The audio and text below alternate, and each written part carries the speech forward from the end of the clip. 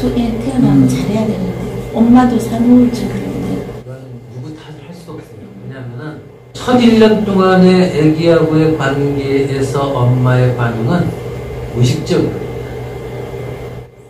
첫 1년 동안에 아기를 딱 봤을 때 엄마의 마음은 한 90%가 무의식이에요. 무의식이라는 건 당사자도 모르는 힘이라는 소리인데 그 힘은 어디서 오느냐? 엄마가 아기 때 엄마의 엄마로부터 받은 경험에서 나오는 거예요.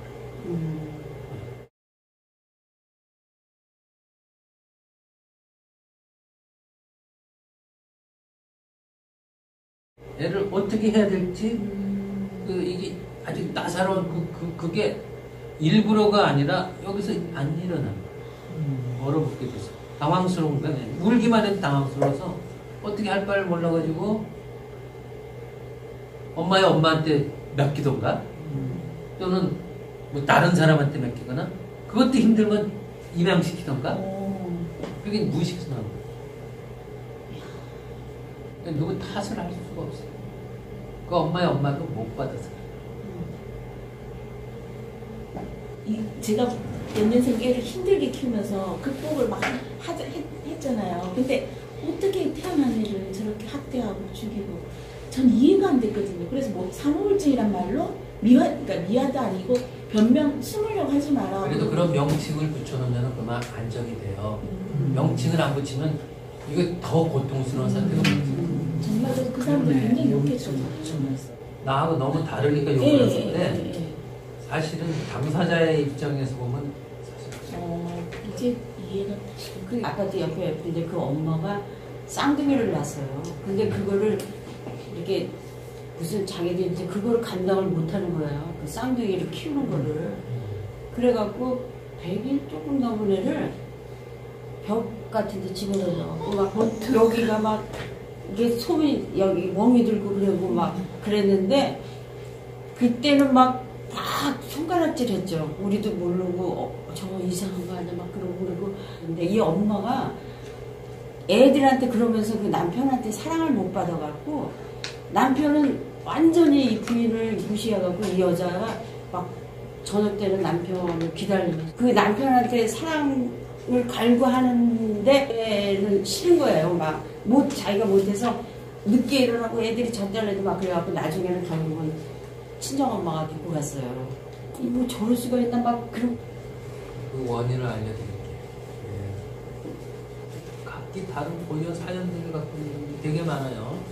세상에는 사연들 없는 사람이 없어요.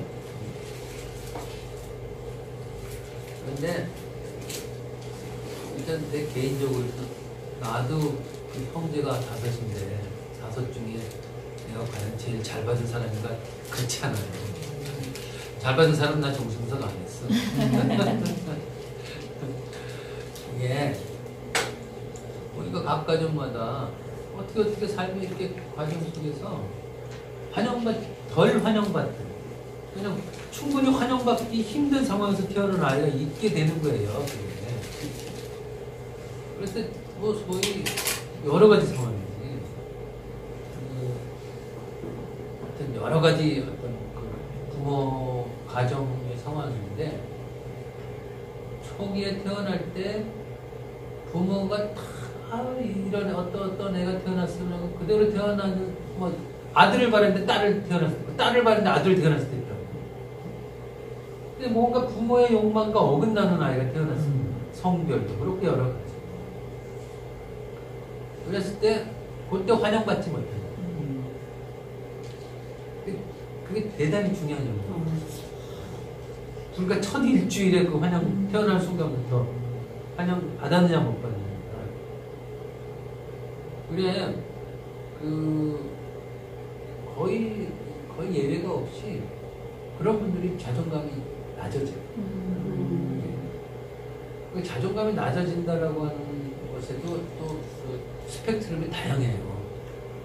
낮아지는 것을 극복하려고 안에서 또 강한 또 반대 욕구, 생존 욕구가 일어나가지고 남보다 더 열심히 뭔가 추구해서 박사의 또 더 높은 박사 뭐 이런 걸 해가지고 그걸 보충하는 사람도 있고 부부 문제에 있어서 지금 표현하신 예를 들어서 그 이유는 이런 거예요.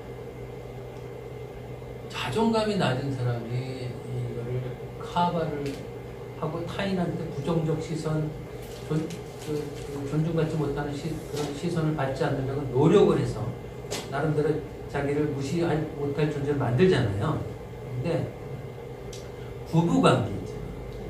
그래서 뭐 이 사람이 사회적으로 뭐 박사든 뭐든 무시 못할 뭘 갖고 있는데 그 서로 여러 가지 호감을 갖고 결혼을 하잖아. 뭔가가 결혼할 때 이 사람은 동등한 거예요. 여러 가지. 근데 딱 결혼하고 나서 변수가 생기는 거지.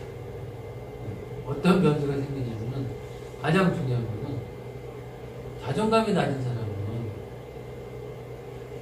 의식에 자존감이 센 사람이 있다고. 내가 누구누구고 내가 누구누구고 뭐 가문이 엄청 좋은 데서 뭐 이거하고 자존감은 또 다른 거라니까. 근데 막상 이렇게 딱 관계하고 보니까 가치감이 안 느껴지는 거야. 본인의 가치관. 파트너가 무의식이 사이무의식이라는 거예요. 사이무의식이 상대방이 뭐 어떤 뭐 유명인의 자녀가 뭐 하여튼 뭐 이런 뭐 하여튼 여러 가지를 보고 하여튼 결혼을 하잖아. 근데 다른 데서는 다 그게 유지가 되죠. 사회적 관계는. 근데 부부 관계는 꾸밀 수 없잖아. 근데 자존감이 안 돼. 가치감, 의식으로는 이 사람이 막 대접을 받으려고 하는데, 대접을 받으려고 하는데 이 사람은 가치감이 안 느껴져. 자존감이 안 느껴지는 게 아니라 가치감이 안 느껴지는 거지. 뭔가 가치감 안 느껴지는 사람을 가치감 뭐 의무적으로 처음에는 그래도 이렇게 하다가 안 느껴지면 문제가 있는 거잖아. 그러면 좀 문제가 이제 지각이 돼요. 뭔가 상대방의 단점이. 그러면 이걸 보충하려면 요구를 할 거 아니야. 근데 이게 뭐 요구하는 대로 다 들어줄 수도 없는 거고.